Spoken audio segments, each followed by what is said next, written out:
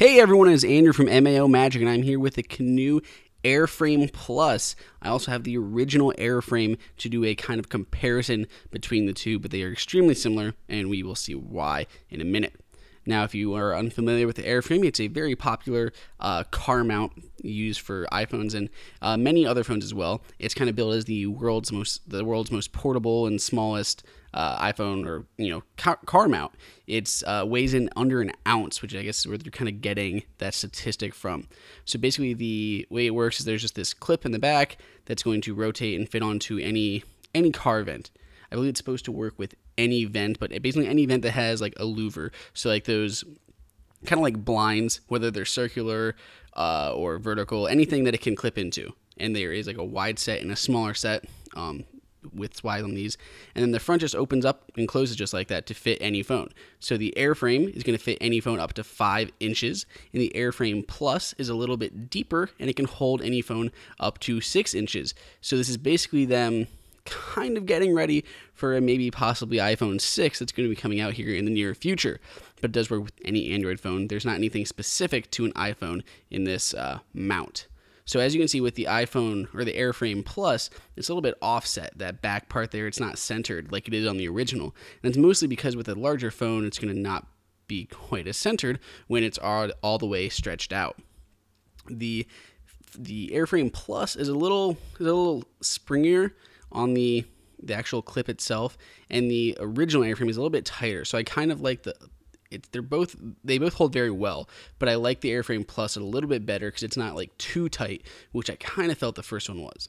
Now, as you can see here a little bit, the AirFrame Plus is deeper, so you can use it. You can use both with most cases, but the Plus allows a little bit more room for something like a Mophie juice pack. So you do have like that depth available. If you have a case or something, it's going to need a little bit more room.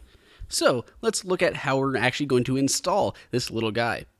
Okay, we've done it. It's not really that difficult. It literally just clips on. You just kind of push it in there. The back is very molded, so it's not going to actually hurt your frame unless you kind of like pull on it or something, which could possibly hurt your vent. So in my case, I'm going to put the tighter side because there's the horizontal slats going first. That's where the smaller side of the clasp is going to go. The tighter side on the front, whatever is back. I do have like a second row of louvers behind this front row. So that's why you kind of make sure you position it correctly. So the tighter ones on like the most obvious connection parts. And this does work horizontal too. So if you like your navigation horizontal, that back part does rotate, so you can connect your phone and watch your navigation, or maybe a passenger wants to watch a movie or something. That is an option with this. Now, obviously, mine are not going to be the same as everyone else's, but on my Jeep here, these are going to tilt down a little bit, so I need to make sure that I have my phone in a correct spot so that it kind of hits and doesn't tilt down too much, because then it's a little bit more dangerous to actually try to glance at my phone for directions or something while I'm trying to drive if my phone's like tilted to my feet. But that said, I've gotten used to it, and I can now put it in the appropriate position. And the one thing I also have to watch too is the volume buttons on the left-hand side of my phone.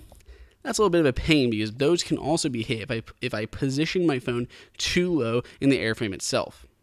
Now, I have messed around with lots of different positions, so you just kind of want to look around and see which one works best for you in your car. Now, one thing that I kind of saw in here, which was a little bit interesting, was they also say you can use this as a stand. So you can actually take it out and put a credit card in the back. And it's kind of like an impromptu stand, assuming you're going to take this out of your car and carry it with you. I guess it's a nice thought, but it seems like more of an afterthought and kind of like a cool byproduct than something that's really an advertisable feature. One last note is make sure if you're doing this in the winter time, you don't have too much heat coming out of your vents and hitting your phone. You really don't want to like burn up your phone or something with that like excessive heat in the back while you're doing something computationally heavy such as navigation. That said, I really like the AirFrame. It's $24.99 for the AirFrame and $24.99 for the AirFrame Plus. Make sure you subscribe, and I'll see you next time.